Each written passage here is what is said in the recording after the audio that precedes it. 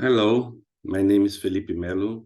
I am a new associate professor in restoration ecology, and this is a presentation about my work, my research interests, and I would like to share with you. And so let's start by sharing the screen. So it's a general presentation on what I call ecological restoration of socio-ecological landscapes. It's intended to be presented in my arrival here at NTU, but it also covers all the aspects I want to share with you. So I'll try to be fast as to make it more easy for you. Of course, I would like to present the structure of this presentation, which will be in the beginning. I'm going to present my research interests in my research training and background, how I teach and practice. This would be very fast. It's only useful for those who intend to come here to the NTU to, well, take some courses or to be a PhD student, for example, in my lab. And some of my achievements as a scientist, a researcher, and my plans for the NTU. So, well, nice to meet you. My name is Felipe. I'm Felipe, and I come from this place in Brazil, in northeastern Brazil, in the very coast, and the closest to Africa in all Americas. And I have a family and dogs. Some of them are coming with me to the UK. Others are staying in Brazil. I used to play the guitar and drink some beers with friends. This is in Mexico. I love to go to the beaches with my dogs. And of course, what is interesting for today is to present you my research interests. So most of my research has been focused on understanding what this figure synthesizes, which is how human pressures squeeze the future of nature, and how nature responds to these human pressures, resulting in very different types of ecosystems. If well managed, even with pressure, we can have functional ecosystems. But if not very well managed, then we can have very degraded and reduced ecosystems in terms of diversity and ecosystem services. Sorry. One of my main research questions is how biodiversity is organized in this kind of landscapes. So for understanding this phenomenon, I used to approach this problem through different frontiers or different strategies. One of them was understanding what happens to the biological communities. Sorry. So a phenomenon very known as biotic homogenization makes biological communities very similar with time. So because we are changing the environment, the same species are colonizing, the same window species are colonizing these environments, and now we have very homogeneous biological communities. And I've been publishing this kind of studies in the last few years. And some of our more theoretical framework says that the landscapes respond in very different paces to these anthropogenic disturbances. And we can find the highest diversity, and when we have, of course, this mature intact forest. But as long as we go from intact forest into completely human-dominated ecosystems, a lot of elements in the landscape change. Specifically, we change the composition of this landscape. So less forests and more edge habitats, which is this interface between forest and non-forest. And of course, a lot of more matrix becomes present. And it is crucial to understand what happens to this biological communities, and of course in terms of restoration. So the landscape approach, or the landscape ecology, is one of my foundational research areas. So I've been struggling to understand what happens to the biodiversity in these working landscapes, degraded, modified landscapes. And we've been published a lot of both driven data, but also conceptual work on how biodiversity responds to human caused disturbance. And so this kind of landscape that you can see here, this picture comes from the Amazon. It's very common in all across the world, the tropical world now. And so we have a mix of human-created habitats and natural forest. This is in a very good condition, this landscape. We have really bad ones. And one of the ecological areas that very useful to understand what happens to the biological communities in these landscapes is the functional ecology, is to understand how traits of species both respond to the structure of the landscape, but also how these traits influence the ecosystem services these landscapes can deliver to humans. So one of my approaches is to understand how trees respond to these landscapes. So we've been studying, and we found that we have a very different response from different kinds of forests. For example, in terms of geographic regions, we have very different kinds of forests, of functional profiles of forests that tend to respond in different ways to human disturbance. And of course, it's very useful to understand how to recover that forest as well. More recently, I'm very, very interested in how people benefit from biodiversity, because it's not so clear how people can improve their life quality from biodiversity. And one of the regions I found that would be very useful to understand this, to answer this question, was the dry forest in Brazil. And many of you may not know, but Brazil, we have not only Amazon or Atlantic forest, both wet tropical forests, we also have savannas, and we also have these dry forests that's very is occupied, densely occupied by people, usually poor people that lives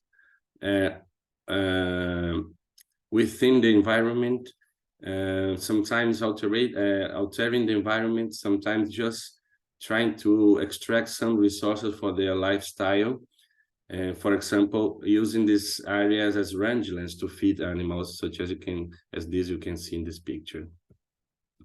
So to understand the socio-ecological landscapes, this is what we call socio-ecological landscape, because if you can see, this is the first time a human appears and a domestic animal appears in my pictures, in my slides. So as you can see, now I am trying to understand the human context of these landscapes as well.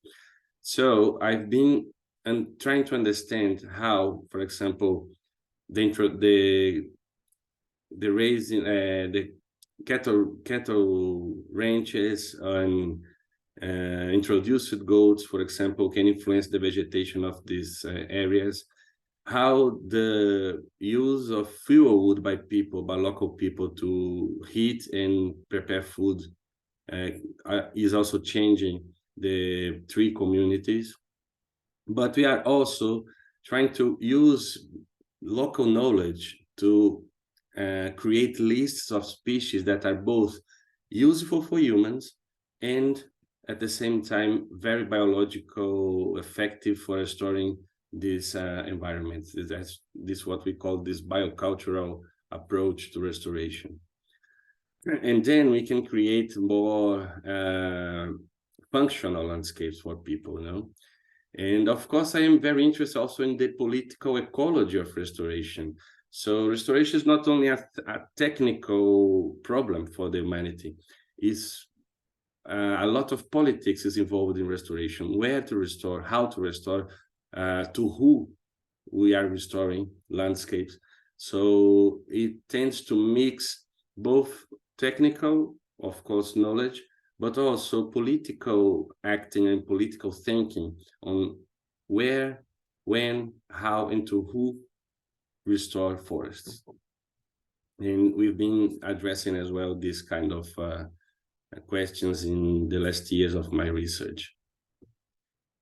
Of course, forests and development is something that linked, but most of the people don't exactly know how it happens.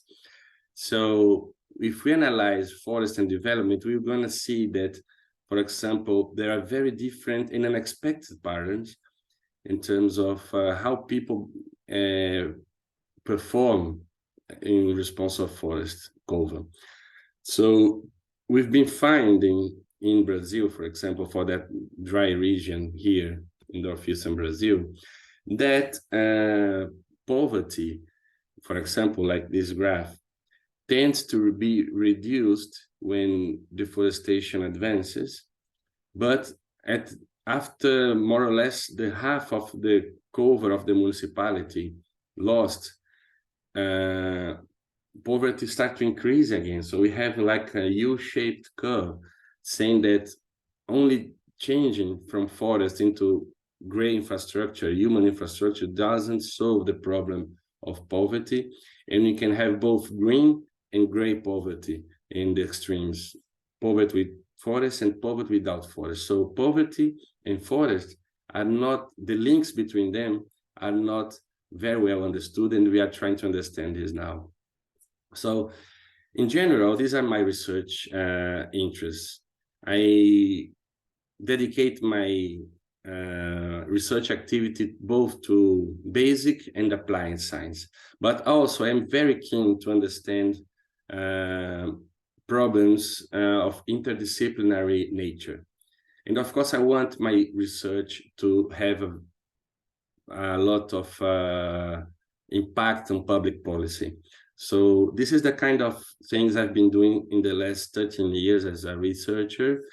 And this is the kind of thing I wish to continue doing here in NTU in the UK, and having East African countries as partners and living laboratories for testing these ideas, for understanding these problems that affect many of the global South countries such as Brazil, where I come from. And I think that's all for today. It's just a brief presentation of my research interests. I don't want to bother you with lots of things on my research strategy. So I'm going to be very, very fast in the next slides until the end, okay?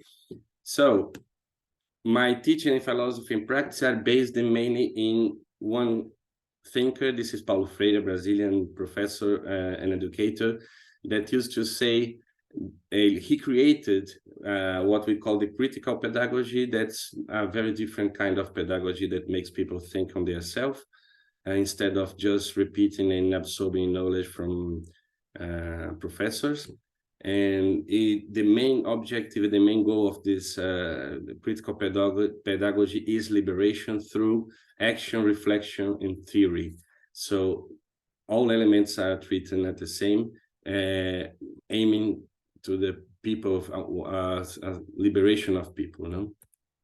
So I've been doing a lot of training for different people in different sites. This picture is from a field course in ecology of tropical forests in Mexico. And I used to apply this, like we call the real world problem solving. We used to take people to the field and present a question, how to solve this question, how to collect data, how to analyze the drivers, how to present, and how to discuss these problems. It's like a loop in the scientific activities every day. It's a very good strategy for training people. This is the same kind of course I used to coordinate in the Brazilian dry forest for 10 years. And we've been publishing both books and papers from small work made during the field courses, short field work, data that were collected. Some became papers, others became books that we helped the students to organize and edit the books and publish them too. So I want, of course, to train new scientists at NTU, I wish to collaborate with this kind of courses in the conservation and ecology profile and the bachelor's, but this is another field course now in Mexico again, but now in another part. And I wish to present or to organize a field course soon as part of my activities here in NTU. And of course, just to say that I've been working closely to engagement of science. So we had a broadcast program in Brazil's radio that we used to interview scientists, very prominent scientists from the Brazilian region. This is just the Instagram main page of our broadcast program that we used to run during the pandemics. It was very good.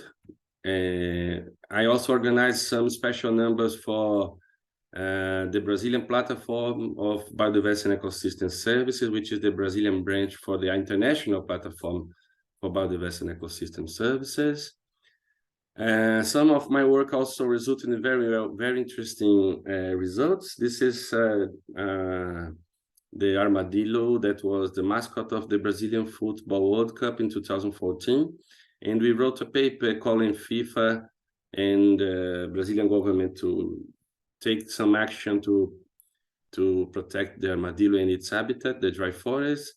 And this became papers calling the attention for the threats of the dry forest and the species there. And one of the main outcomes was the creation of a large reserve of 112,000 hectares to protect the armadillo. It's named after the armadillo, this reserve, actually. And I'm also part of the IPBS. I'm now writing I'm a lead author writing this chapter on the Nexus assessment about biodiversity conservation, restoration, sustainable use of natural resources.